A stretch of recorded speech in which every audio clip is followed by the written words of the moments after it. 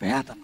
మరో మాట చెప్పనా, ప్రపంచంలో పిల్లలకి లోకుగా దొరికేది ఎవరైనా ఉన్నారంటే తల్లిదండ్రులు. వీడు బాగా తినేసి అలా అమ్మని అంటాడు, నోరు మీ అంటాడు. ఎవరిని? ఈ నోరు మీ అని అంటాడని ఇంత ఎలా పెంచిందో చెప్పండి. వాళ్ళమ్మ మీద తిరగబడతాడు, ప్లేట్ గిరేస్తాడు, చొక్కా గిరేస్తాడు, ఎంత పొగరు. అప్పుడప్పుడు అంటది, కొంతమంది పిల్లలు చేసిన బాధకరమైన పనుల వలన వాళ్ళ తల్లి అంటది, నేను కనకపోతే బాగుండ్రా అంటది. కన్నప్పుడు వేదన, పెరిగినప్పుడు వేదన. వాడి పెరిగి మాట వినకపోతే తల్లులను కొట్టే కొడుకులను చూసా తల్లిలకి వేదన. లే చెప్పండి, కొడుకులు తన్నుతున్నారు, గుద్దుతున్నారు, ఎక్కువ మాట్లాడితే వృద్ధాశ్రమానికి కూడా జాయిన్ చేసేస్తున్నారు. అక్కడ వరకు ఎందుకండి, మేము వృద్ధాశ్రమానికి ఏం జాయిన్ చేయమనకండి. పెళ్ళైన కోడలు, పెళ్ళైన కొడుకు, వీళ్ళిద్దరూ కలిసి వృద్ధులైన వారికి లంకంతో కొంపగట్టుకుని అమ్మకి నాన్నకి మంచం ఎక్కడ వేస్తారు చెప్పిన? ఆ యాప్ సెట్ కింద వేస్తారు.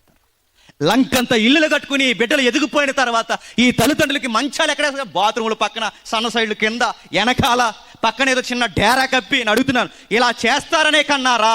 ఇవన్నీ ఈ కుటుంబంలోకి ఎందుకు వచ్చాయి?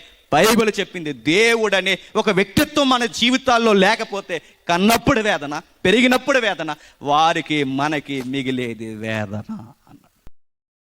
Download ShareChat.